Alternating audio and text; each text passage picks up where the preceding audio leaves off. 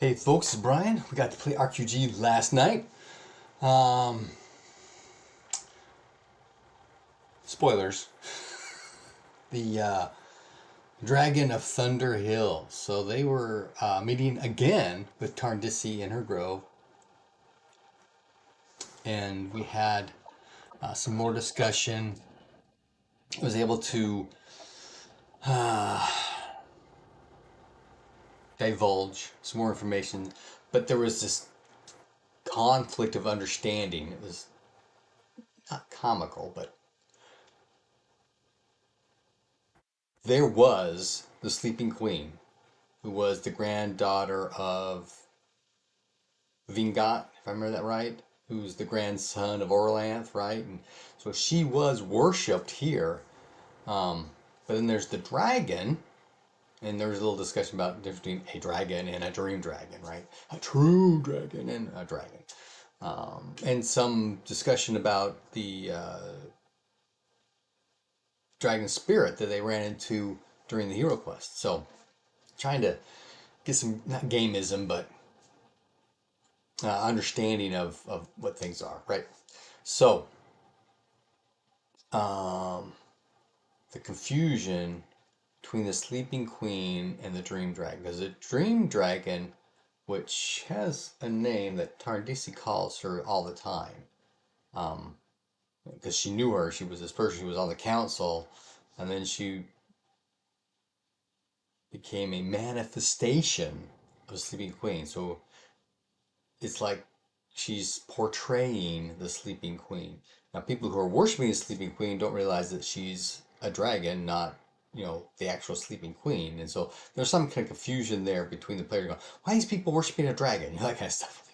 No, they're not worshiping a dragon, worshiping somebody that happens to be a dragon, but they don't know that it's a dragon kind of thing. It was very almost comical in a way, but it was fun to try to parse that all out, which reminds me, live plays in the description.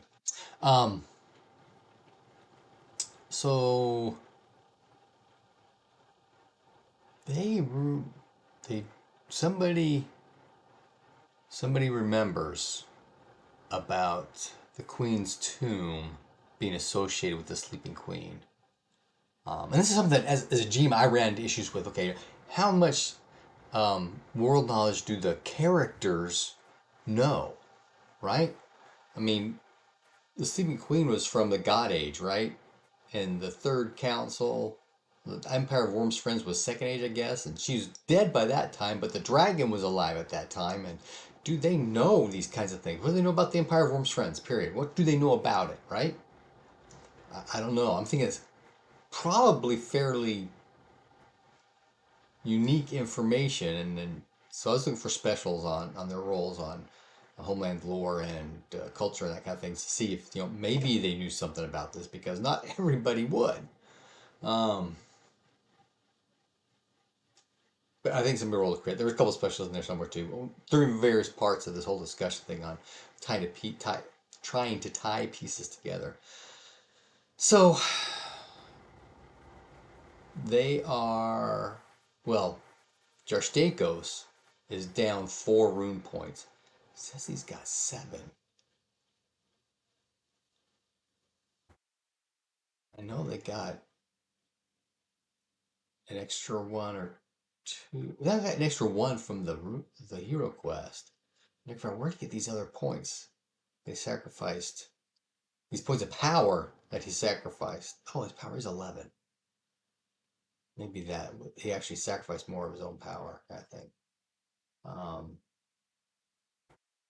which ties into a sidebar we're just about to get into. So they say, okay, we need to get rune points back.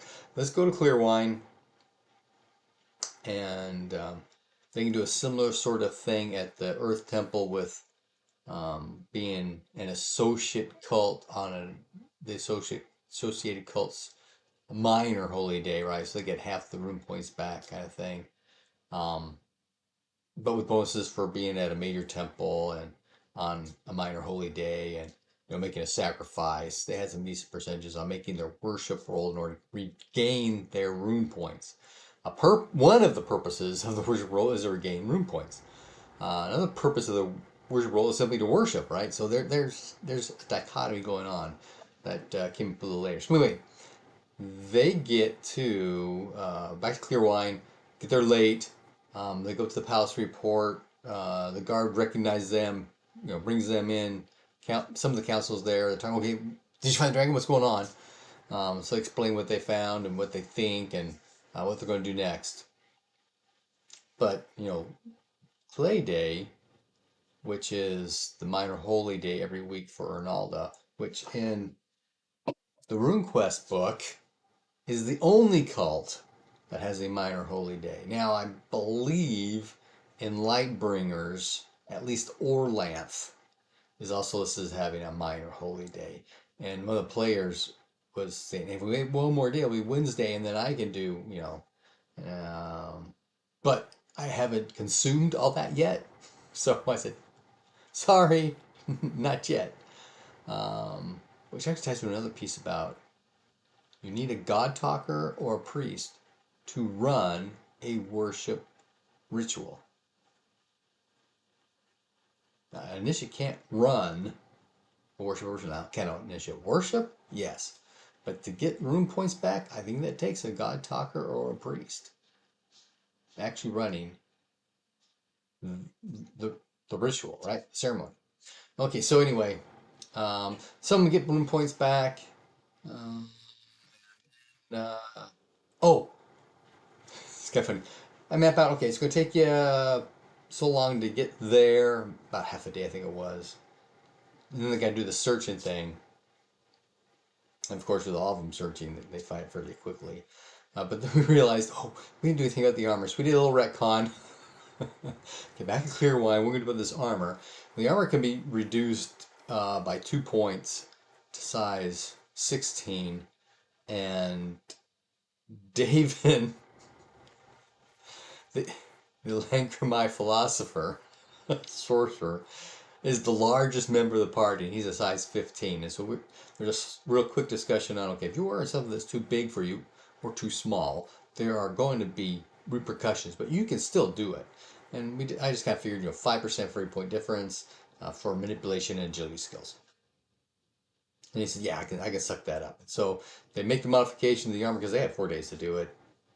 Yeah, Queen Lika behind him. That can happen. So he's the tank. He's also, well, I don't know if he's the strongest, but when he's got the strength spell, throwing the strength spell on makes him the strongest member of the party. So he and Arestra are using the giant shield. At least this is they're thinking. If it comes to combat, this is what we're doing, right?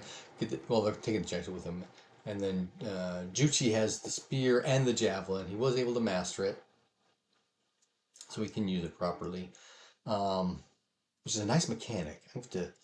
I'm I'm going to need to use that for other stuff as well because there's a middle ground between just being able to cast a spell because the matrix is in there, and or the ability, whatever, and actual attunement to an item like a magic storage crystal, which is a separate from a magic point. Matrix is what they call it, magic point enchantment, right? Yeah, I'm not sure about all this duplication but separate levels kind of stuff. I'm worried about that. Maybe all of our spirit trapping, it can do both, one or the other. So maybe that's a little different. Um, yeah, how do you think about that? Anyway, so I divvy up all the magic items from the king's tomb, and okay, back at the cave entrance, huge mound, right? 50 meters across, 15 meters high. Um, it's covered with grass and maybe some bushes and stuff. But there's this entrance, 10 feet wide, 10 feet tall, pintle and, well, the cross stones thing. 5 statues, 5 male statues, 5 female statues, um, representing gods and goddesses. Their heads are removed. Heads are on the ground out here. The heads hang like a meter wide. So that's huge, right? I don't know if we can get 10 of those people up there with the thing only so wide. I might have to make it bigger. But anyway, so and they become desecrated. And then there's a slight discussion. Okay, how can we tell these are gods and goddesses? So I'm assuming, like in not necessarily modern, but in Renaissance artwork, right? We represent holiness with certain things, right? The halo or wings or something like that, right? So there's some kind of iconography with the statues in my Glorantha.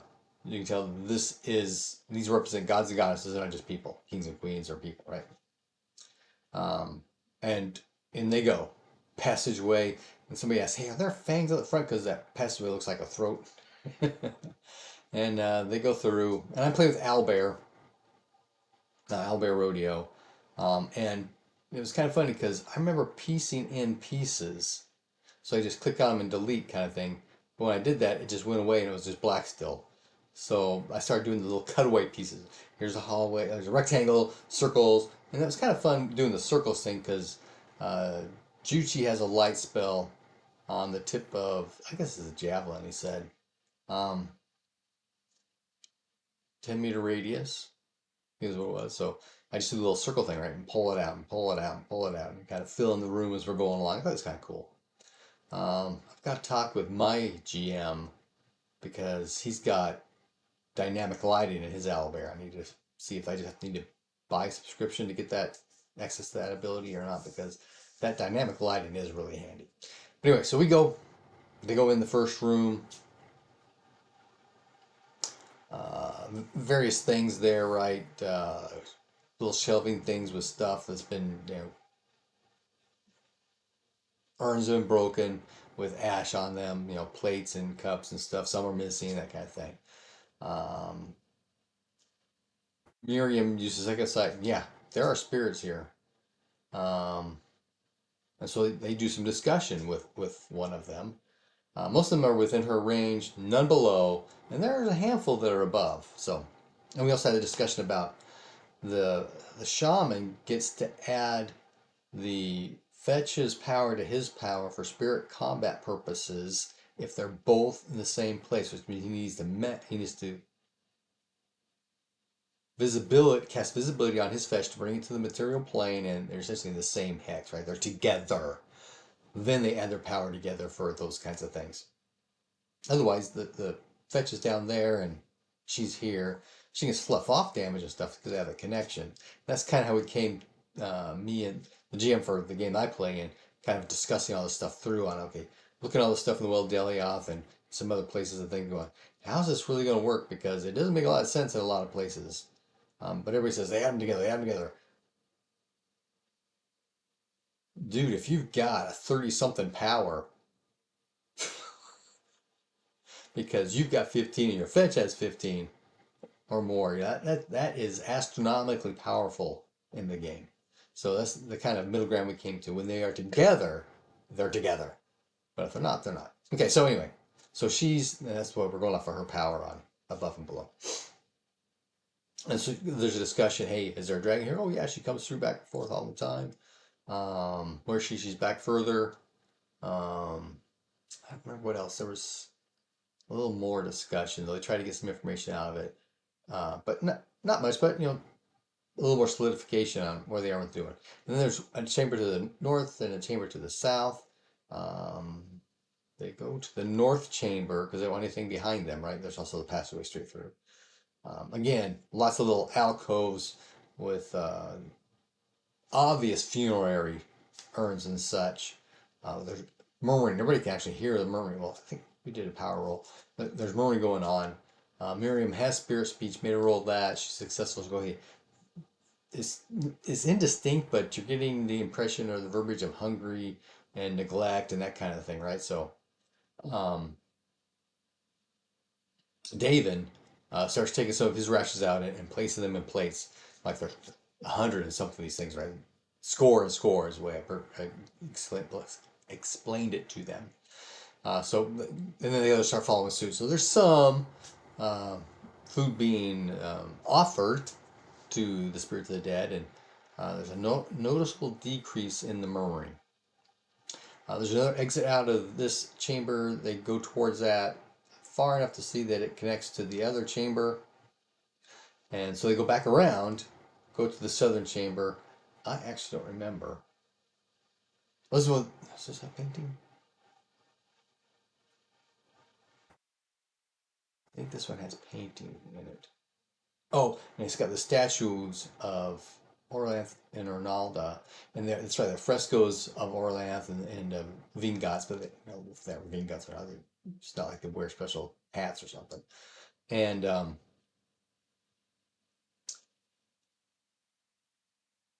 Jarstakos takes interest in that, so he got an increase in his Orlanth cult lore.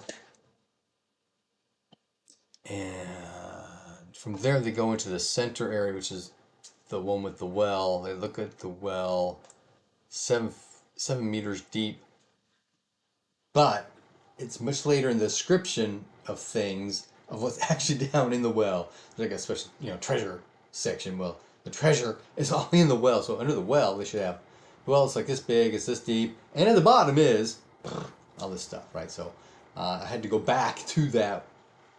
That's because they went around the room and there's the niche with the statue of the goddess on the dragon, and then the treasure thing at the end. So go back to the treasure. Okay, yeah, there's some silver down there, some gold down there, because my Glorantha silver sparkles. Doesn't need to be polished, and there's some other bone and stone-like things down there, and thousands of terracotta snakes, many of them painted. So they decide to go ahead and throw in a sacrifice. And there's this sidebar real quick on, is there a spirit in the statue thing? And I'm thinking magic items type stuff. You have to touch it to see if what it is and what it's got, right? But if it's got a spirit bound into it, power would show. So second sight should that no. So he does that. No, nope, nothing there. Then they continue into what they get to the main chamber, right? And as the light goes out, they can see the stone slab with the goddess statue on it. Now, they don't mention in the description the goddess statue having the crown with the 5 serpents. The little statuette in the other room does. And when the dragon forms into a human, she does. So that actually caused some confusion a little later. But anyway, they come in, there's the thing, statue on it, and there's part of the dragon you can see. They come a little further, and yeah, there's the head of the dragon. And at this point, since they haven't just charge attacked, she wakes up, transforms, because walking forward, and Archaic Thealon says, I am, shoot, I forgot her name, your goddess once, your goddess again kind of thing. And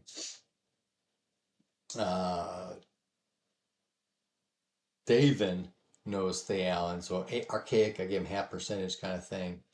And he made his roll. I think he actually failed. So he kind of retconned, okay, go ahead and make a inspiration roll, see if you can increase your skill and that kind of thing. And yeah, it worked, right? So he hears this piece and he's explaining to everybody else. And at this point, there's confusion on David's part. You've got the statuette, you've got the statue and the thing, and you've got the dragon. We've got 3 different things, all of which are similar but not exactly the same. And he was thinking they should be the same if they're representing the same thing. So there's discussion about how different kinds of artwork, right? Get depictions of Christ in different forms, and they are all different, right? Yeah, but you kind of recognize that they're trying to represent Christ. All these 3 are all very, very similar. They kind of all represent each other, kind of thing.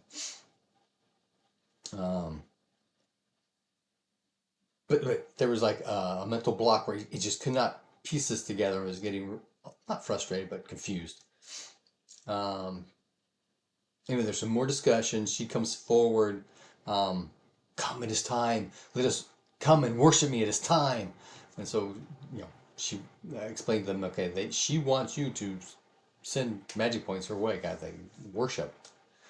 And Urvanis says outright she's not sending any magic points over to her, and the others are hesitant. And then somebody said something. Who was it? Shoot. Somebody said something, and so I had a reaction roll go. And they rolled a 1, and I rolled a 1, and that's the bottom of the reaction. So she transforms into the dragon at that point is going to attack. I started with statements of intent, and that's when we realized it was 5 after midnight.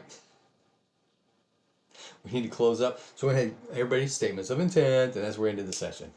With that cliffhanger, dragon attacking. I really wanted the dragon cult thing to go. Trying to get more of this whole interaction of necessarily role play, but role playing, right? Of people aren't good and bad. Everybody's good and bad, right? We all have our issues, but we all have our purpose and our points and our perspective. And I'm trying to get further away from the hack and slash that a lot of the module type stuff I run is designed towards. Trying to get away from that more, because in Glorantha, the only bad guys are chaos, right? So that's how it went. I thought the whole session overall went well. I had fun with Albert. Happy gaming.